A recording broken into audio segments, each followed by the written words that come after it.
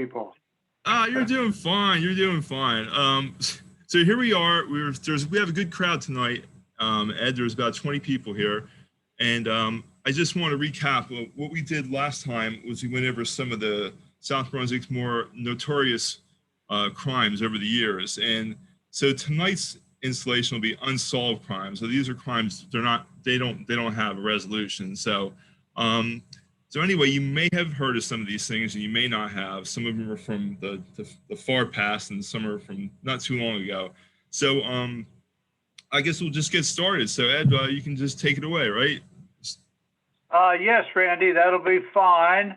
Let me narrow down the subject to unsolved murders in South Brunswick. And we have picked out 3. And the theme that I'd like people to keep in mind carries the title Occam's Razor. And if you are a reader of mysteries, you may have come across that term, Occam's Razor. And I want you to keep it in mind after I read each of these crime accounts from the news sources. Then I will ask you a question or two to start the conversation going, keeping in mind Occam's Razor. Now, the simplest explanation to solving a crime would be preferred over more complex explanations. And that's basically what Occam's Razor is. In other words, to get to the gist of the situation and try to figure it out and give yourself a working theory. And that's the thing we're going to be working on with these unsolved murders, because to date, they remain cold cases. Occam's Razor is based on the smallest number of assumptions. So I'm going to give you the facts. You can start making your assumptions, but remember, the best way to approach Occam's Razor is to have as few assumptions as possible. Okay, here we go. The first case involves the Beekman family. The Beekmans, one of the earliest families in the area. They go back to the early 1700s. So you might consider them one of the founding families of South Brunswick. Woman murdered in Dayton, New Jersey, October 24th, 1934. Mrs. Margaret Beekman, 51 years old, wife of the owner of a large fruit and grain farm and trotting horse stable, was shot dead today in her large farmhouse on State Highway 25. Her body was found at 3 p.m. by her son, Earl, 22, when he returned with a friend from the Maple Mead School, where he teaches. Mrs. Beekman was sitting at a desk in the living room with a pistol bullet wound in the top of her head. This was a .32 caliber pistol. Dr. W.C. Willens, Middlesex County physician, said she had probably been shot from behind while writing at the desk. Upstairs, all dresser drawers had been pulled out and their contents dumped on the floor, but nothing was missing. The knobs had been unscrewed from the hinges of a small safe in one of the rooms, apparently in an effort to open the receptacle. Mrs. Beekman was alone in the house at the time. 3 farmhands were at work in the field, but had been too far away to hear or see anything. A note was found, left sometime afternoon, signed by George Nuns, and saying he had called to get his clothes before going to his sister in Newark. Abraham Beekman, husband of the dead woman, explained when he returned about 4 o'clock from a business trip to Newark that Nuns was an extra hand who had been hired just for the apple picking season and who had been let go recently until next spring. He said Nuns was an old and trusted employee and had on the farm. The police began a search for him tonight to ask him what time he had been at the house and whether he had seen Mrs. Beekman there. The only thing stolen was a $20 bill from Mrs. Beekman's pocketbook, which was on a dresser in her room. The Beekmans had another son, Milton, now at college in Florida. The perpetrator of this crime may have entered the house through a rear window a little after noon, since the luncheon dishes were still on the table, and that person may have shot Mrs. Beekman as she bent over the desk with her back to the room. Okay, now that's it as far as I go with information for you. Let me outline the persons of interest and give you just a couple more details, and then we can go at it as far as Occam's razor is concerned. Persons of interest might be Earl, the son, the husband, Abraham, the 3 farm hands, George Nuns, and an anonymous burglar as far as we know. The son Milton would probably be ruled out because he's down in Florida attending college. Also lost was stolen was Mr. Beekman's gold watch and chain. That fact was not included in the article, but comes up later. Mrs. Beekman not only was shot, but she was struck by a blunt instrument. And the details on the whereabouts of the husband: he left home at 10 a.m. to go to New Brunswick on an insurance matter. Then he went on to Newark on a business matter and was gone most of the day, and he returned home by around 4:30 p.m. Okay, I turn it over to Randy to conduct the Q&A on it. Basically, what we need to know is, what do you think about this? Who done it?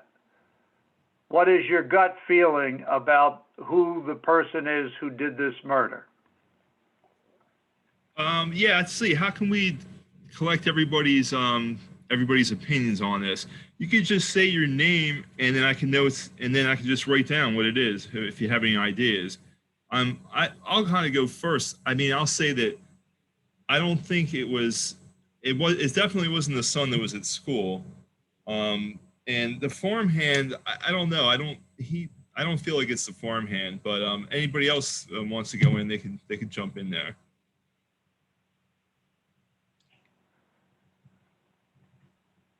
Okay, Randy, what you're doing is using process of elimination. You're getting rid of the persons of interest that you feel did not definitely do the crime. Right, and the son that you were referring to, there was the son that was teaching. He was the one that came back and found her, right? Right, and you're saying he did not do it. No, I don't think so, because it's easier to rule him out because he was in school. He was teaching in the daytime, right? Okay, yes. Didn't you mention something about the son's friend came with him? Yeah, his teacher friend, his friend who was also a teacher at the school, accompanied him when he found her. Yeah, that's the way I understand it. Is that what you think, Ed? Is that what you got too? Yeah, I have that in the original article, that Earl returned to the home to discover his mother there, and a friend did accompany him. The assumption would be that, and there's we make an assumption, that he was also a teacher at Maple Mead School. Where is State Highway 25? State Highway 25 is probably, my guess would be it's Ridge Road. I might be wrong, but that's my guess.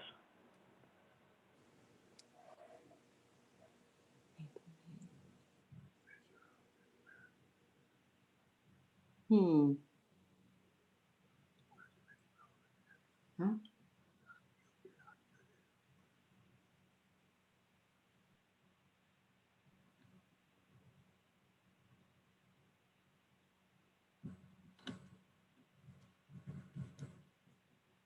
Anybody else?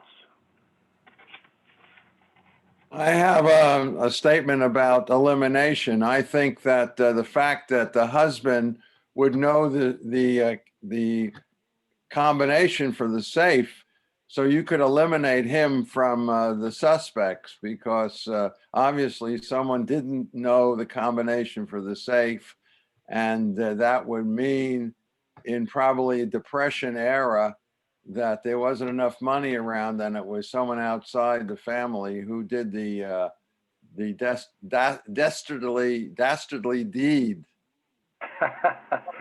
Excellent use of Occam's razor. You've eliminated the husband. Okay, I don't know if you're right or wrong yet, but it's good use of the Occam's razor. Anybody else?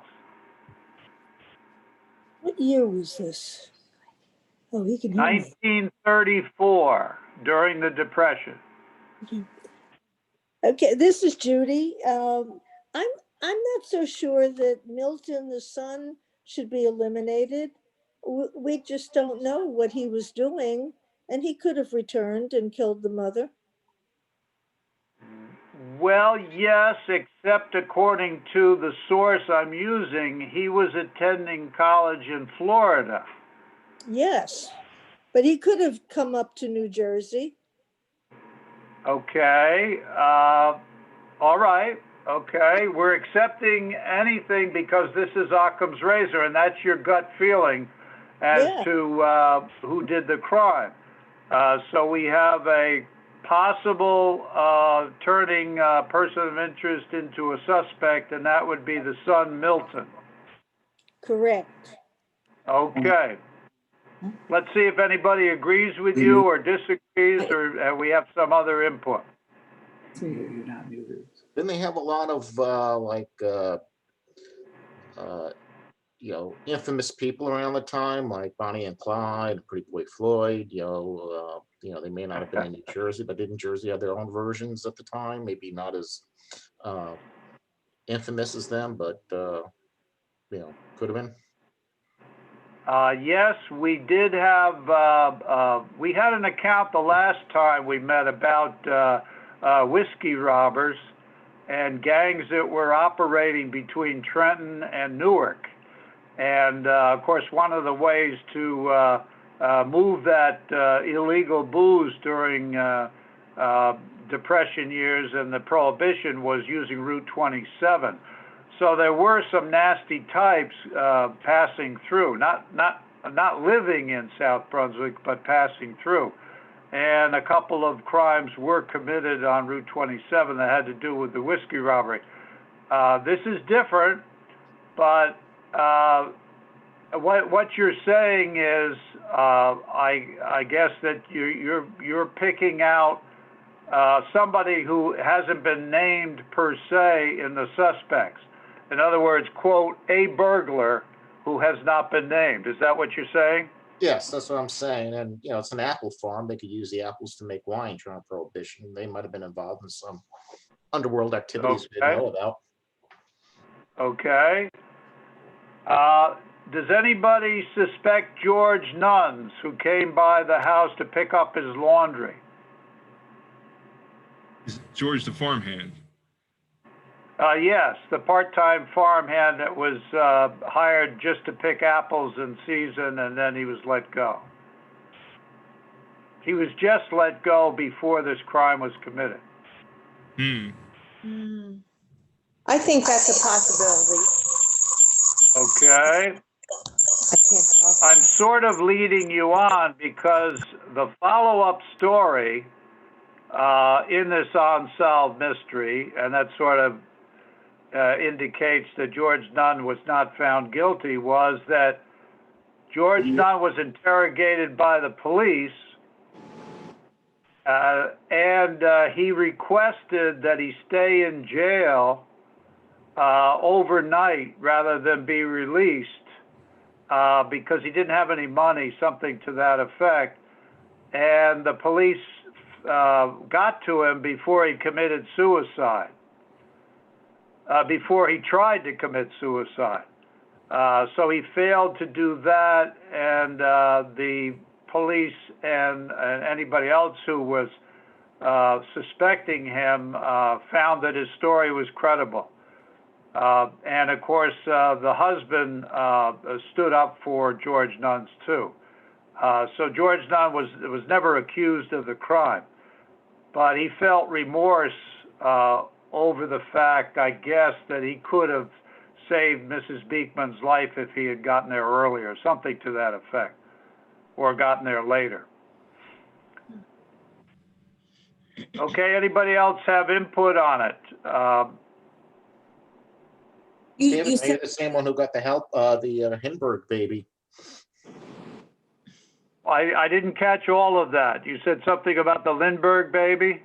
Yeah, it could have been the same perpetrator that did this, that did the Lindbergh so-called kidnapping. Okay, that has not come up, but that's under the category of the anonymous burglar. That it's somebody that the police were never able to identify, but as a possibility. So basically, what we have here on this case is 4 different possibilities as far as Occam's razor is concerned. And then what the investigators, whether you're a private one or you're working for the state, or the local, whatever, you could use one of those as a theory to build up a possibility for who did it. So we leave it at that. It is an unsolved case, and we move on to the next one. Randy, are you ready for the next one? Yeah. Yeah. Okay. This is a case that occurred in 1971. So we move up about 50 years and no, about 40 years. And the headline is "Missing Student is Dead." 7 days after a hunter's chance discovery of Miss Susan Sunday's body, the cause of her death has yet to be determined. Due to the body's advanced stage of decomposition, it may be very difficult, if not impossible, to establish the cause of death. According to Dr. Robert Nicholas, Miss Sunday's dentist, who identified her body through dental records. The county medical examiner, Dr. Marvin Schuster, could only say that the body was that of a teenage girl, but the clothing on the body was Miss Sunday's. Miss Sunday, 16, was last seen Friday, October 1st, 1971. When she left her New Road home to walk her dog in the densely wooded area nearby. When she failed to return home that afternoon, her parents, Mr. and Mrs. Elmer G. Sunday, informed the police, who began a series of searches of the woodlands along New Road. What we're talking about here with the woodlands would be from New Road all the way over to Sand Hill Road. There is a stretch of woodland that goes, that is between Route 1 and the Kendall Park homes. So that's the area we're talking about. And there still is an extensive woodland area there. Miss Sunday's dog returned late that Friday night, apparently cut or broken free from his leash. Police found part of the leash tied to a tree 2 days after the disappearance. Then on Thursday, her body was discovered by Frank Rudo, a maintenance mechanic from Helmetta. While he was deer hunting with 2 companions, Mr. Rudo happened upon Miss Sunday's remains in the woodlands off Stockton Road in Kendall Park. Mr. Rudo drove to the police headquarters at Monmouth Junction and returned to the site.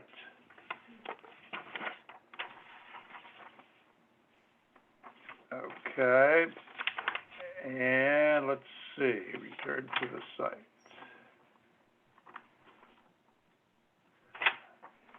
It took 4 hours for the police and Mr. Rudo to find the remains of Miss Sunday.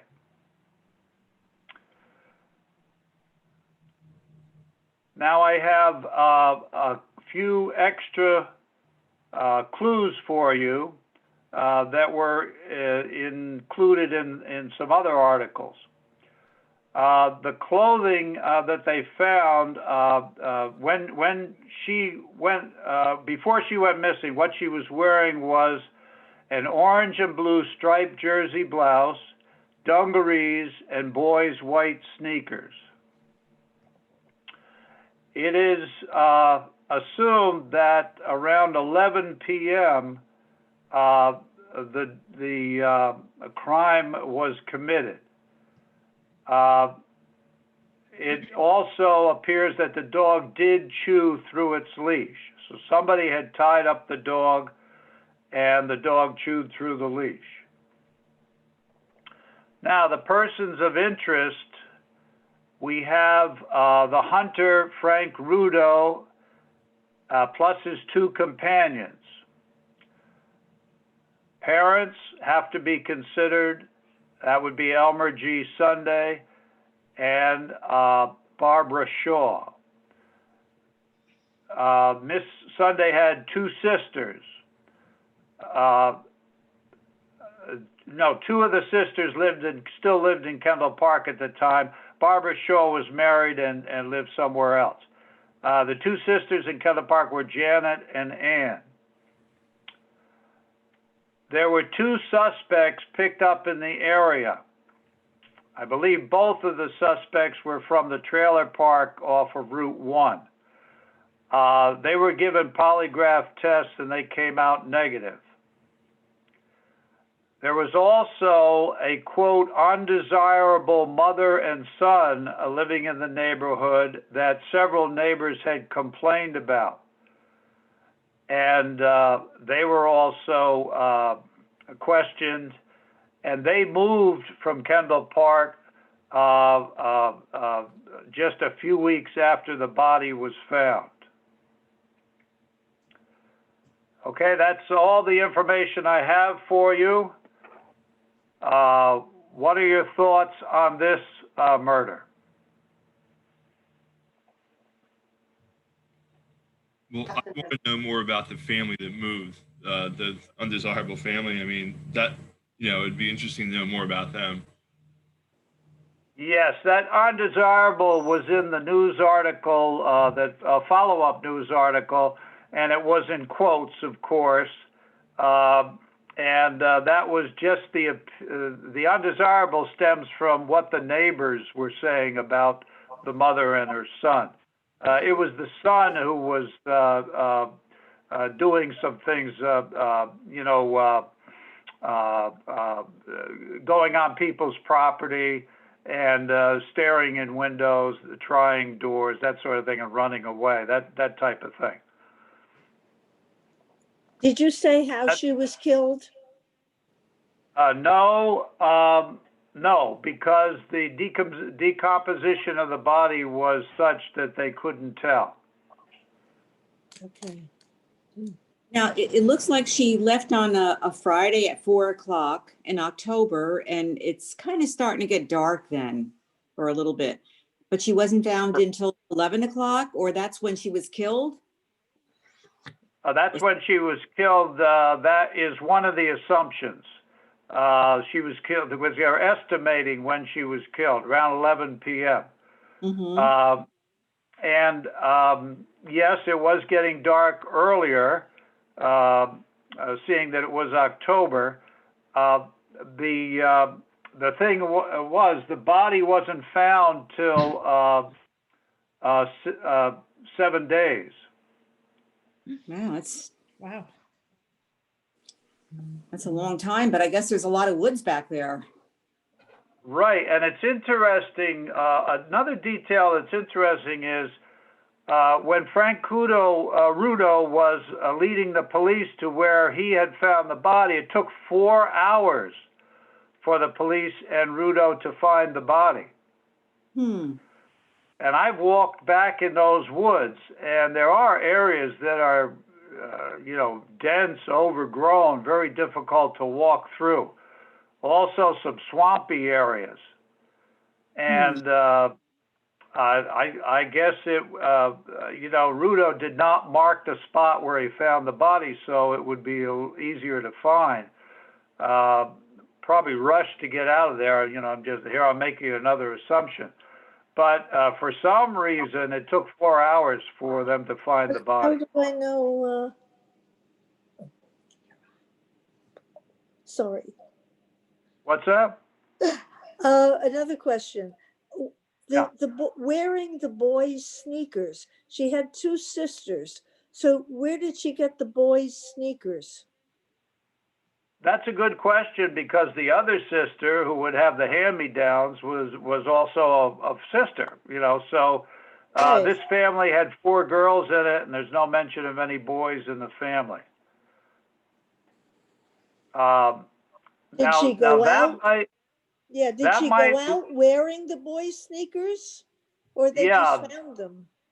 That's an interesting observation because one of the assumptions that might be made is that the murder took place somewhere else, and then the body was moved to the woods.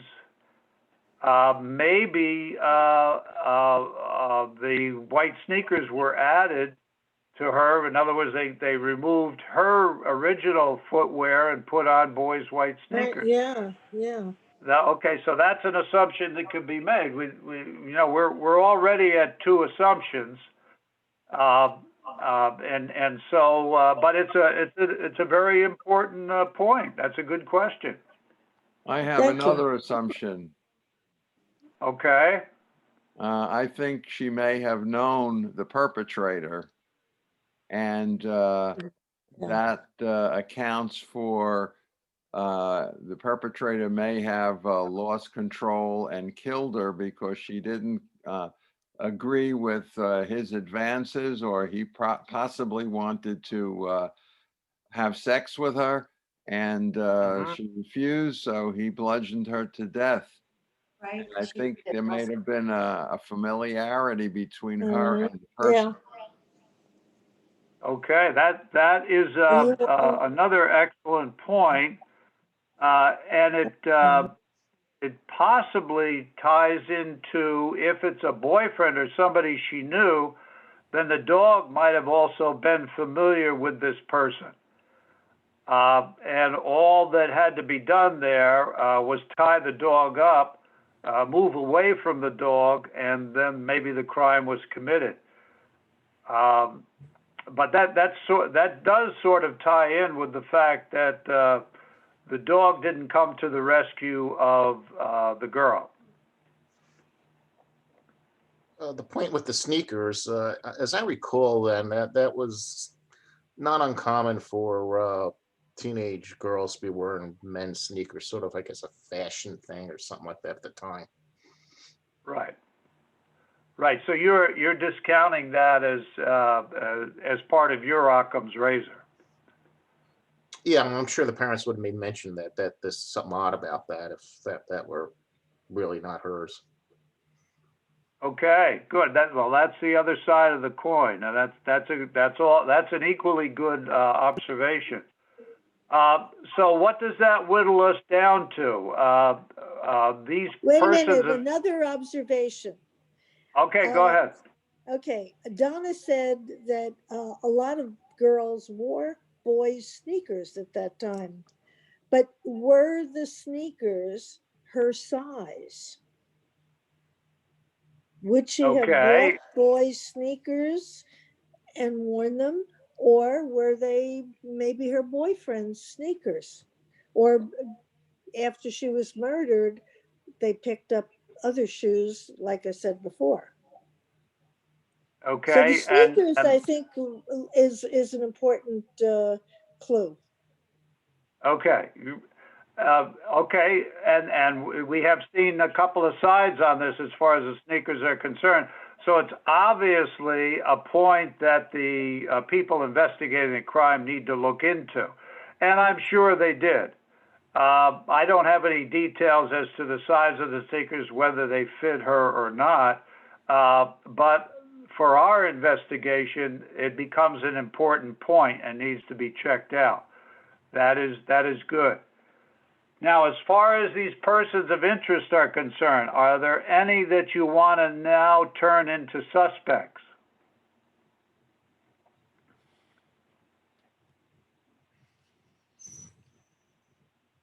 Well, I don't have a suspect, but ever since Paul mentioned that it seemed like someone that she knew, and she was so far into the woods, it would seem like she would have, been able to resist if it wasn't somebody she knew and be taken in the woods that far. So since he mentioned that, I'm thinking more along the lines of somebody that she knew, like a boyfriend, but we don't have a suspect, but it does seem more likely at least. Okay, yes. The only possible person of interest, the suspect that would be boyfriend age would be the undesirable son. And there's no indication that that boy had anything to do with this Sunday.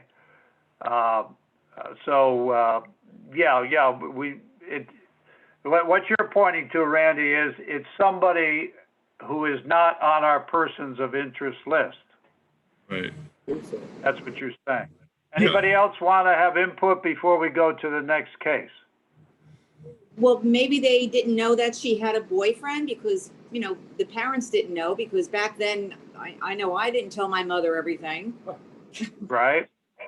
So, yeah, I'd like to know also, I know the fields are over there, the baseball field and all that. Was that like that back then? Because I couldn't imagine walking into the woods. I would just stay like on the perimeter of the woods. Right. As far as I know and remember, where the New Road Park is, with the tennis courts and the baseball fields and all that, as I understand, it was a dumping ground, just like on the other side of New Road, and they had to do a landfill thing over there too. So I would assume that by New Road there, it wasn't all woods. There was probably some a cleared out area, but that wood started pretty quick after that. Where the pond is, where the park sits, there's woods right up against that park, and that wood stretches all the way, as I say, over to Sand Hill Road. Now, there have been some houses built on parts of them, but there's still a large area there that is pretty rugged territory. Did they interview the rest of the kids in the marching band? I don't know. I don't have indication of that. I'm sure that they elicited, if anybody has any information, please come forth, that type of thing. But I don't believe that they interviewed everybody who was in the band, no. So I have a question. With all this information, was there a medical examiner who determined how she died? According to the medical examiner, Dr. Marvin Schuster, the body was so decomposed or whatever that they couldn't tell. I could only go by the clues that are in the sources that I have available to me. And it may be possible, with these cases where they haven't solved it, the authorities keep a lot of information secret. One of the things that did turn up later was that a ring was found near the body in the woods. And I kept that from you because you already came up with the idea of the boyfriend and that sort of thing. But there are probably clues, information that we would need to zero in on somebody that the police have and we don't have. So even with the decomposition of the body, so there was no fractured skull or broken neck or anything like that, they'd still be able to determine that in an autopsy or in an examination, right? Yes, and I'm sure they have information in that regard. The only problem is they did not reveal that to the newspapers. So the newspaper reports that I base my account on don't have that. But I'm sure down at the in the police records they have information about that. For some reason, they did not release that to the public. Is 7 days pretty fast for a body to decompose? Yeah, I would. That's another thing that caught my eye.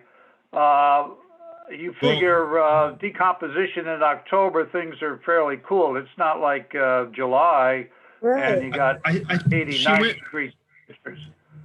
She went in October, but I don't think her body was found until sometime in December, though. I think it was December. Yeah. Months went by. When I say the 7 days after Hunter's chance recovery, Miss Sunday's body, the cause of her death was yet unknown. No, it did take a couple of months from the time she disappeared to the time the hunter found the body. So she was in the woods for a little over 2 months. Oh, okay. Okay, so that's why the body was so decomposed.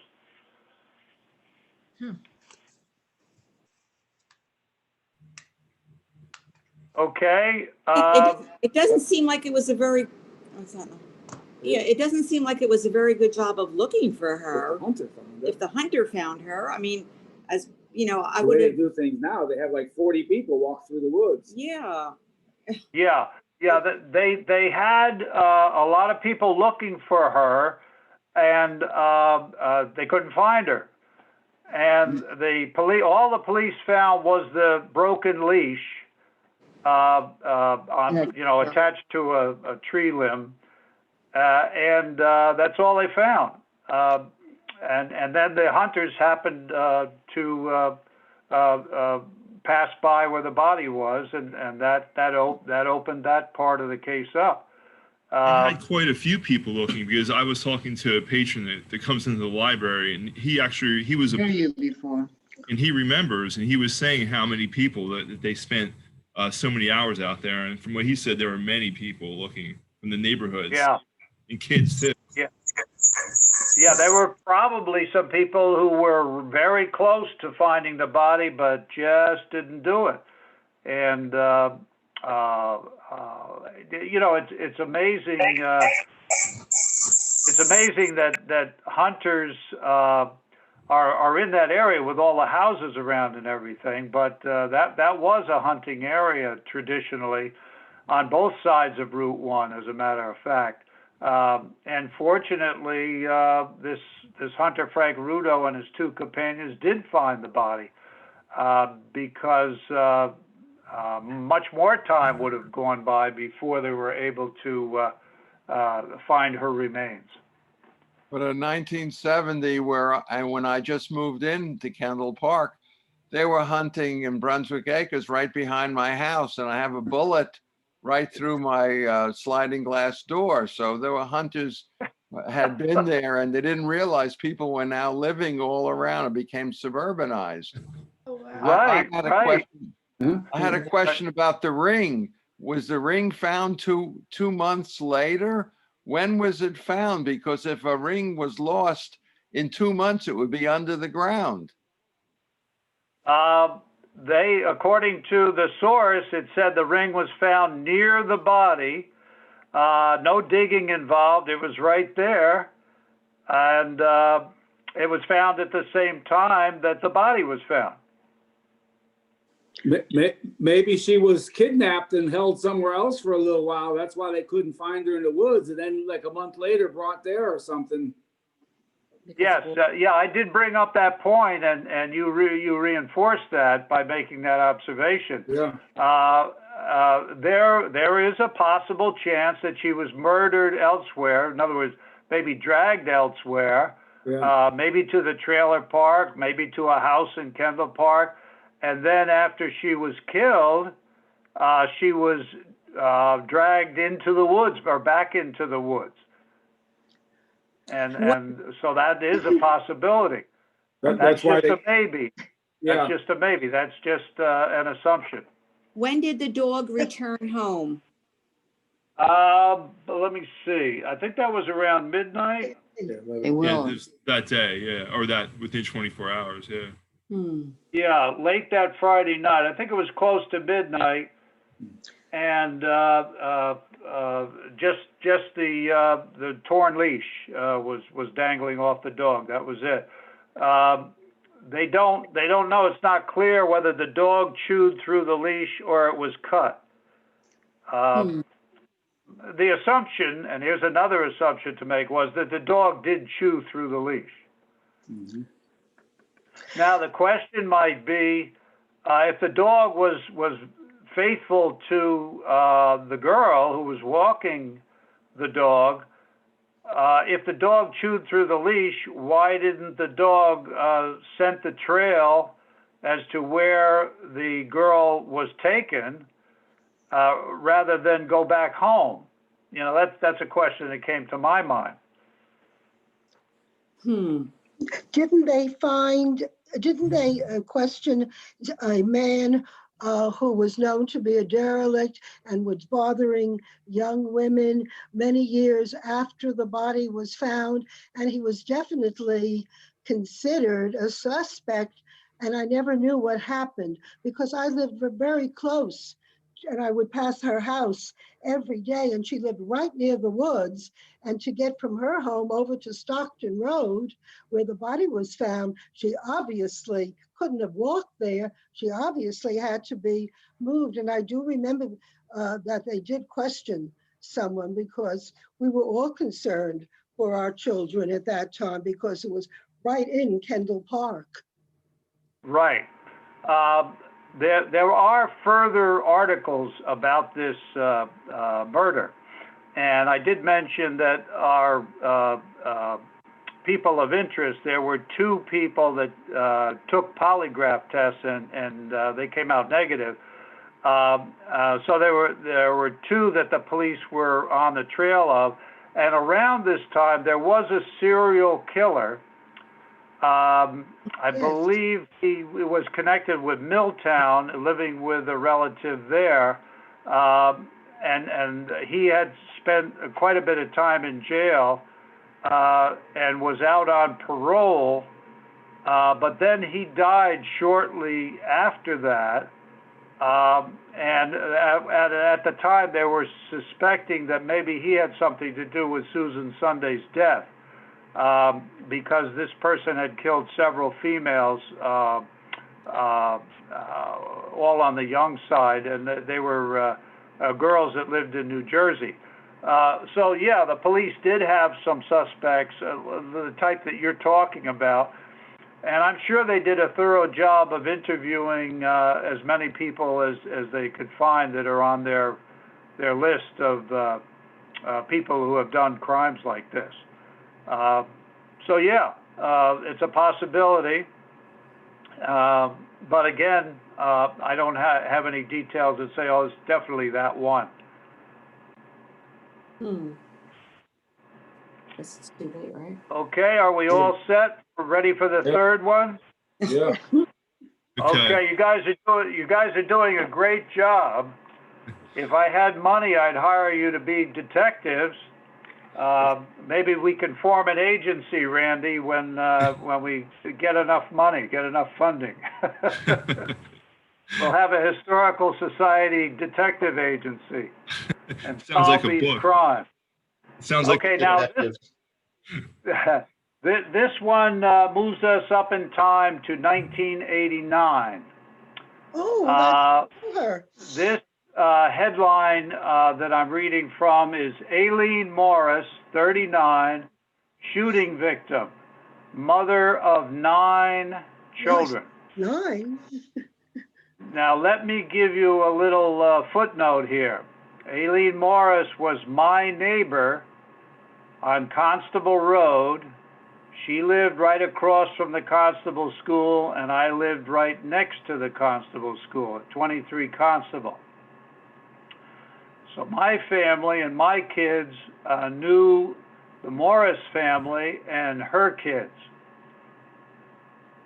Some of the kids were from her previous marriage, and their last name was Donaldson. The younger kids had the last name Morris. Okay. Aileen D. Morris of the Kendall Park section of South Brunswick died Tuesday of gunshot wounds suffered during an apparent armed robbery attempt at the Krauser's store on Alston Road. She was 39. She was born in Puerto Rico and came to the United States in 1955. She had resided in Manville for 15 years before moving to Kendall Park in 1978. Miss Morris was shot several times above the chest. Miss Morris was employed for less than a year at the Krauser's convenience store. Surviving are her husband, Robert Morris, 4 sons, Glenn Donaldson, Sean Donaldson, Dougie Donaldson, and Robert Morris Jr., and 5 daughters, Lisa Donaldson, Yvette Morris, Beverly Morris, Renee Morris, and Robin Morris.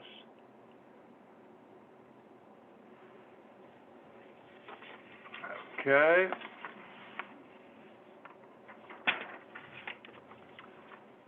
I move on to another source so that you can get some more information.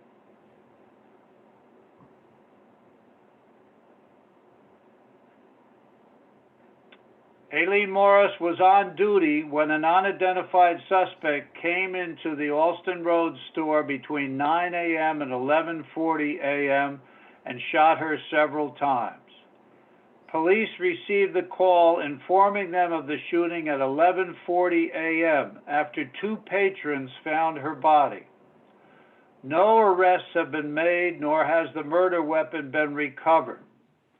Police drew a composite sketch of a male patron whom witnesses saw in the store yesterday morning. A robbery had taken place, but the police could not say what or how much was missing. There was still some money in the cash register. That amount happened to be $200. The incident may have taken place sometime after 11:25 a.m., said the victim's friend, Deborah McKim, also of Constable Road. She lived a couple of houses down from me on the Constable School side of the road. She claimed to have been with Morris until that time. McKim had taken a break from her job at the Park Animal Hospital next door. There's a pizza place there now where the animal hospital used to be. We were just reading about the robbery at the Krausers in Franklin, McKim said, referring to the theft of $50 Friday at a store on Route 27 and Sinclair Boulevard. I very well could have been there and it never would have happened, a distraught McKim told her friends. Fellow employees and friends of the victim sobbed and embraced as they came to the scene to speak to police. What about the kids? What's going to happen to the kids? Said 21-year-old Dennis Osieja, who would have relieved Morris of her shift at noon. I'd rather it be me. McKim said the two patrons who found her dead were good friends of the victim. One of them had been living with her for the past 6 months. That was Jim Baker. Okay.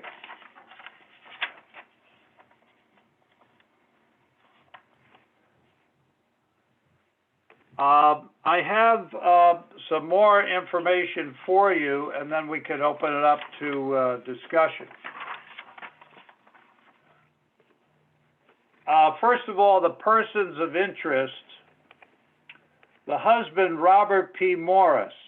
Aileen Morris had sent him packing a few weeks before the murder. And I was witness to her throwing all his stuff out on the front lawn. He was an alcoholic, and she just had enough of him and kicked him out. Her first husband, I don't have the first name, his last name, of course, was Donaldson, living in Manville. She had a brother, Hector Iglesias, living in Manville. The two patrons were Miss McKim and Jim Baker. Jim Baker had been living in Aileen's garage, and he was kicked out weeks before the murder. There is, of course, the patron in the sketch, and I don't have any information on him. Dennis Osieja was the person on the second shift, and the interesting thing here, of course, is that Krausers did not have a policy in place of having a backup to a person who was on duty. So when Aileen Morris was murdered, there was nobody else working in the store.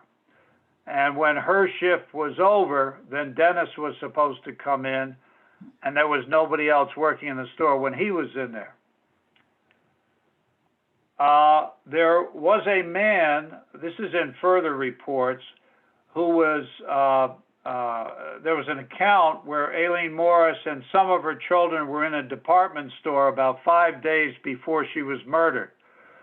And the story was that the man was stalking the family, and she confronted the man and told him to stop bothering them. She didn't do anything further on that. And then there is Chris Hawkins, who gave some information to the police. She was Aileen Morris's best friend. So those are the persons of interest that I have outlined for you.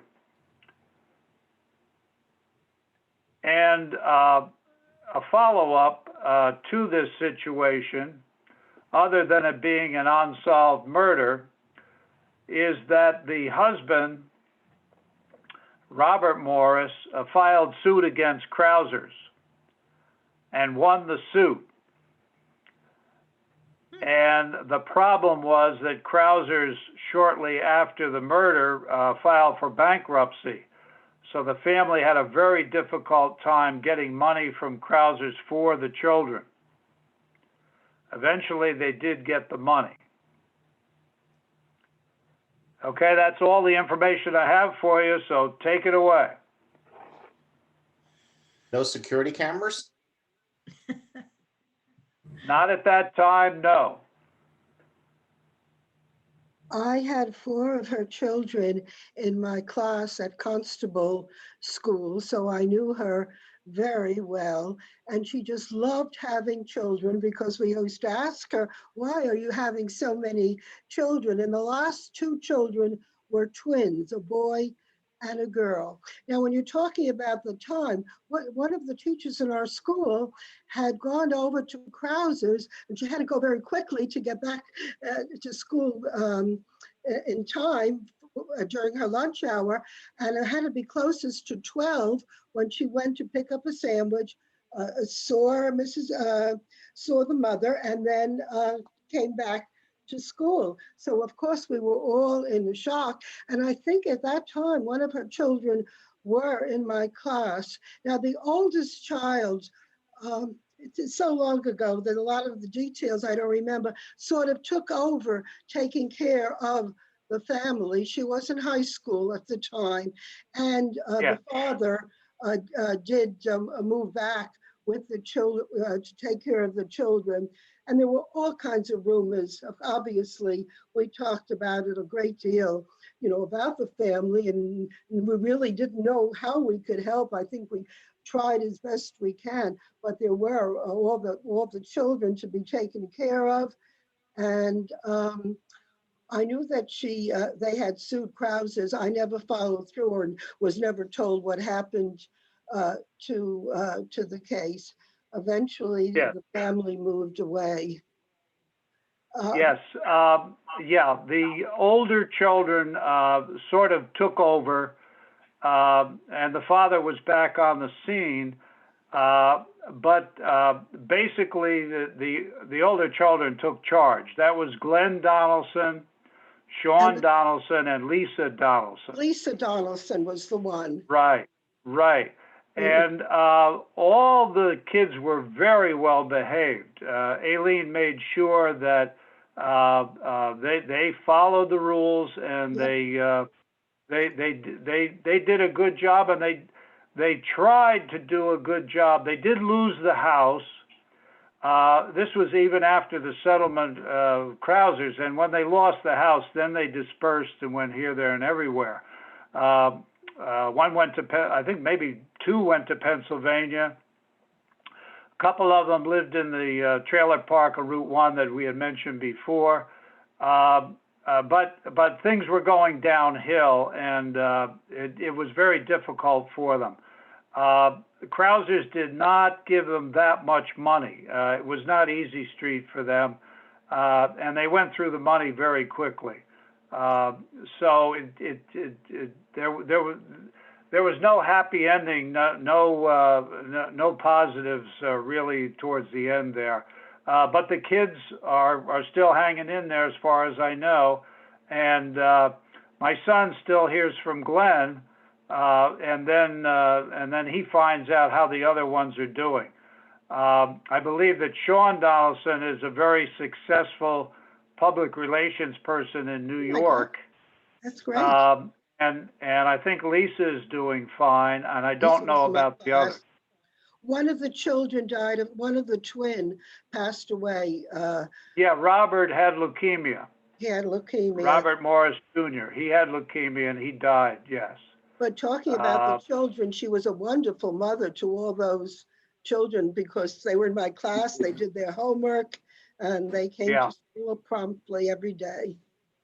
Yeah, and she loved celebrating holidays with them. Halloween was a fantastic day for them, all dressed up. And, when 9 kids come to your door for candy, it can be overwhelming. But we made sure they got a lot of candy. And, they were great neighbors and struggled so much. My heart goes out to all of them.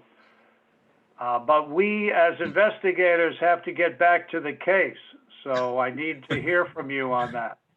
Okay, Did the father have to go for a polygraph test along with that Jim Baker guy? I believe that the father did take a polygraph, and he also had an alibi as where he was. I don't believe that Jim Baker cooperated and took a polygraph. I could be wrong, but I don't believe that he did. Arlene, you seem to know the family. Do you have any suspects? Well, you know, as the imparter of the knowledge on the case, I don't want to color it before you guys comment, because Occam's razor is based on what you feel, what your gut feeling is. I was asking. I was asking Arlene. I could make some conclusions on my own on this because I'm so close to this case, but I'd like to wait until you guys get a chance to say your piece. In that investigation, was there any word came out that there was a sign of struggle, or like some kind of like she was trying to defend the money or something, and maybe that's what caused the person to shoot? Or was it just a simple, everything was neat, nothing was knocked over? Yeah, I have no indication that there was a struggle. There possibly could have been. That might be something that the police are keeping secret for one reason or another. You know, in a struggle, you could, you know, Aileen could have scratched the perpetrator, could have thrown something at the perpetrator. I don't know. But I have a feeling this was a quick job. Yeah. And one of the indications would be $200 was left in the drawer.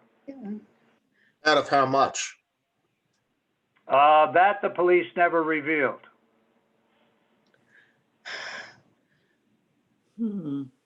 So either the 200 was left there because they were startled and took off, or maybe it wasn't a robbery intention. Maybe there was another motive.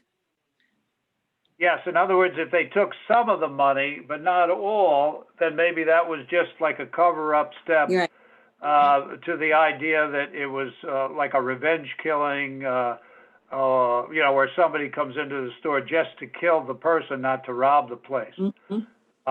Okay, well, that's your take on it, and so that's good for Occam's razor. That's one way to look at it. Yeah, $200 back then is like, you know, could be over $1,000 in today's dollars. So not just, you know, what it is today. You know, so I think the money, if it was robbery, they wouldn't have left that. About the personal part. I don't think it's robbery. I think it was a revenge killing, a crime of passion, someone who she rejected and decided to get even. The rumor at that time was that it was, and it was only a rumor among those, obviously we talked about it a lot, that it was a revenge killing and that there was another person involved, whether it was the husband who had the other person or her, but there definitely was a discussion among those of us who were close to it that it was a revenge killing, and it was never solved. Right. And a wrinkle on this would be that whoever did the killing might have known that there was only one person on duty at the time. There were other times when more than one person was working at one time at Krauser's, but this happened to be a time where Aileen Morris, and as I understand it, Aileen Morris was substituting for somebody else who couldn't make it in for that shift. Yeah. So either it was just bad luck in being in the wrong place at the wrong time, or the perpetrator knew that she was going in at that time and was going to be working at that time. That other Krauser's robbery on 27 and Sinclair, was that ever put together with the sketch that they had, that it maybe was the same person, or did they? I have no information on that. I have no information. Nobody was killed in that robbery. Right, but maybe they could have, you know, maybe they could have had a sketch. Somebody saw them come in and rob the place. I was just wondering if they ever put that together. I'm sure they did. That seems, if I know it, it's pretty simple. But yeah, it would be interesting to know whether one person was on duty at that Krauser's when that was robbed. You know, that might tie into our situation a little bit. But that I don't know. I don't have that information.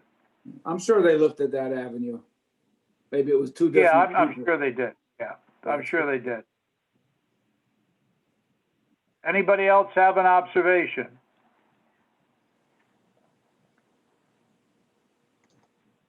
Yeah, I don't think it was the robbery motive. I think it was revenge. Okay, yeah, that seems to be the way we're leaning. Yeah, I agree too. What that does is that then you develop a theory based on your Occam's razor that it was a revenge killing, a crime of passion, you know, that type of thing, rather than a robbery, and you work that angle as best you can. As I understand it, the police last year or the year before did reopen the case. And I went in myself to the police department and gave what information I had, which wasn't very much. And, you know, I wanted to touch base with them to see what I could learn, but of course they weren't going to tell me anything. But that's a cold case that is really bothering the South Brunswick Police Department. They would love to solve this case. And right now, as it stands, they aren't any further along than they were years ago. I remember driving past there right around that time, or a day or two later, whenever they were investigating, and they were stopping cars and asking people, you know, did you see anything? I mean, they were really doing an investigation there because they stopped and they talked to me, you know. Yeah. And some of the people have passed away that were on the persons of interest list. The husband, Robert Morris, has passed away. Jim Baker has passed away. I believe Miss Kim was institutionalized for a while, and I don't know if she's out or not. She had some mental issues. And I don't know about the other people. The kids did so well. But your persons of interest have dwindled down to a few. And so it may very well be a stranger who came into the place and maybe did not know Aileen Morris. In broad daylight? So, yeah, Couldn't have been a robbery. It's an odd case because there's so many open ends, possibilities here, mysterious people. And Aileen Morris had some different part-time jobs, and I don't want to get into the details on them, but some of them were questionable, and it could be somebody that she owed a favor to from one of these other positions that she had. She was struggling financially and trying to make ends meet, and so she was putting in a lot of work hours at low-paying jobs. So the whole situation was very difficult for her. Beware the stalker. Yeah. We don't know. Again, this is an unsolved mystery, and it brings me to the end. And Randy, I'm turning it over to you because you have the brighter side of tonight's meeting. Is that correct? Yeah, that's true. We're going to get into, I'll introduce Randy on this. We're going to get into vigilante justice, or taking the law into your own hands, or becoming a hero overnight. I don't know how you want to term it, but it involves our local hometown hero of the past, Pleasant Macon, and an incident that happened at his place on Route 1. Randy, are you ready? Yep, I'm ready. Like I said, Pleasant Macon ran the Macon Inn right here on Route 1 and Raymond Road. There's a picture of it. and that building was there, I think, until about 1980. But he was one of the first Black business owners in the township of South Brunswick. And when people came through, everybody, I don't know if you've heard the Green Book, but I have it up here, the Negro Motorist Green Book. You had to find a place to stay. You couldn't stay at any hotel or motel. So if I click here, it'll take you to the actual Green Book where he's listed. It's fairly hard to see. I don't know if I can make it larger here, but he's listed as Monmouth Junction tourist homes. So he has a listing in the Green Book, but that was one of the stops that you can go through, if you're African American traveling in those days. But what happened this came from, I guess it was May 25th, 1938. I'm reading from the Daily Home News. Hold up victim captures robber. Would-be thief foiled by quick action of lunchroom proprietor. A North Carolina hitchhiker who attempted to steal $2 from the cash register of a lunchroom at the Brunswick Pike, South Brunswick Township, in Brunswick Pike at South Brunswick restaurant yesterday was arrested after the victim resisted and cowed him with a revolver.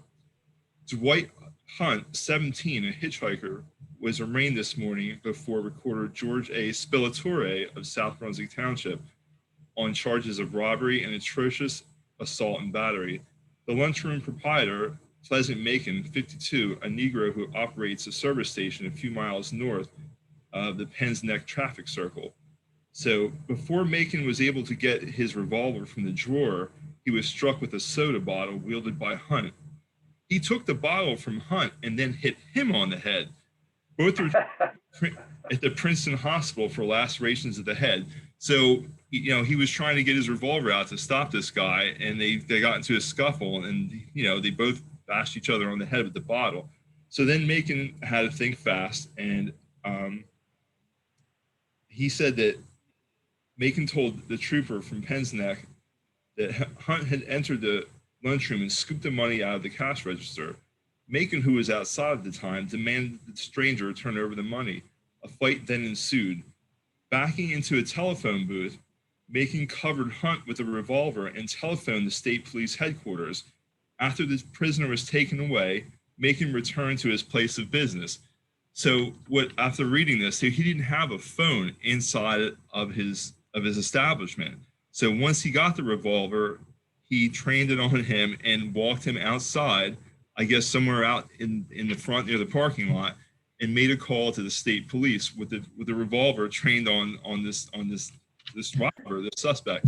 And then the police came. I don't know exactly what transpired, but they took the suspect away, and Macon just went back to work. So I just thought it was a funny story. He was kind of unflappable. He just went right back into work.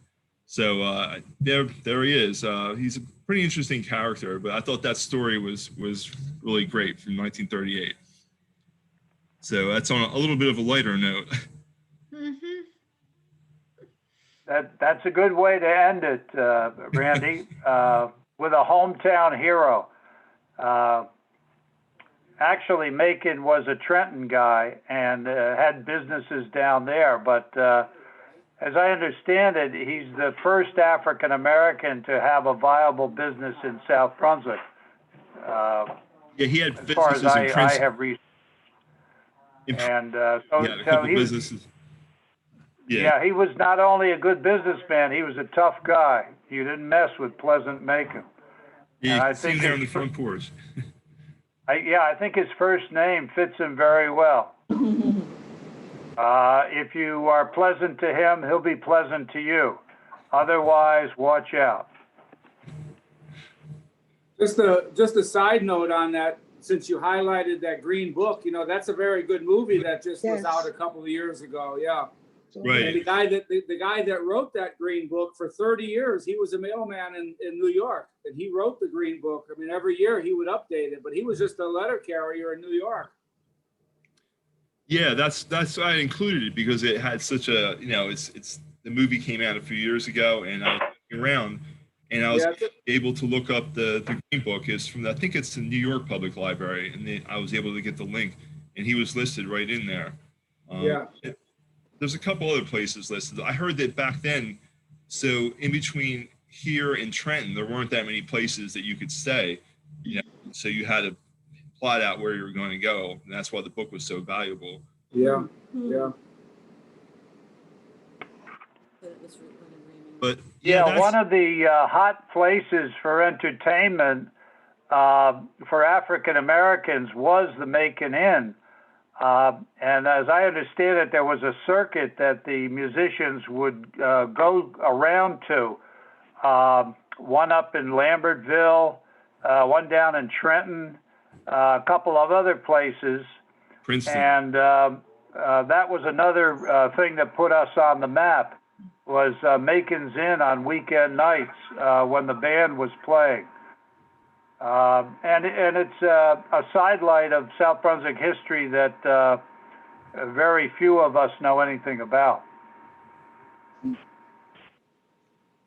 So that was, That would be a good topic to research. Yeah. so that was, Well, Randy and I have some plans for February for next month's meeting, so we want to surprise you, but also we like to drop hints as to what we're going to do. So Randy, don't give them too many hints. Okay. Mom's the word. We're waiting for the 3 people that did the killings. Perhaps you'll know it by next time. Yeah, you never know. Yeah, if we Something put that's our true. heads together, we can solve all 3 crimes, and think of the fame we'll get. We probably won't get any money, but we get a lot of fame. But anyway, they're ongoing, and there's more mysteries, murder and otherwise, in South Brunswick, and we're bringing those to light, but we don't want to overdo it and have every month have to do with murder and mayhem. We're going to have to switch gears so that people don't get too depressed during this COVID thing. So stay tuned for future months and some very interesting topics. Well, we won't have too much more crime, murder, and mayhem because South Brunswick was just listed as the 20th top 20 cities of the safest cities in America. That's right. Yeah, There you go. that's true. Knock on wood. Yeah, but if they listen to us, they might get a different view. We're not So, counting. yeah, we'll have to lighten up on the crime and mayhem and see if we can get some more positive topics. yeah. Well, I find this very interesting. So thank you for bringing the presentation and all that information. Just, you know, and I watch a lot of murder mysteries. So this is really It's great. our pleasure, and I can't wait till we can meet in the library like we used Yes. to do. Yes. And wouldn't it be great to sit around the table like an Agatha Christie mystery and solve it and look at each other while we're doing it face to face. That would be great because I That'll can be tell a you great day, and hopefully sooner than later. right now I'm the only person in here, so it's just so it'd be great to have everybody else to talk face to face, you know? Right, Randy is tired of looking in the mirror. Yeah, I had enough of Zoom, right? All right, thank you. Be Jake. safe, be Yeah, safe. thanks for coming out, everybody. It was much. It was great. Bye-bye. Okay, thank you. Take care. Bye-bye. Bye. Oh, there's Molly. We lost Molly. Most of these people don't even have their picture up.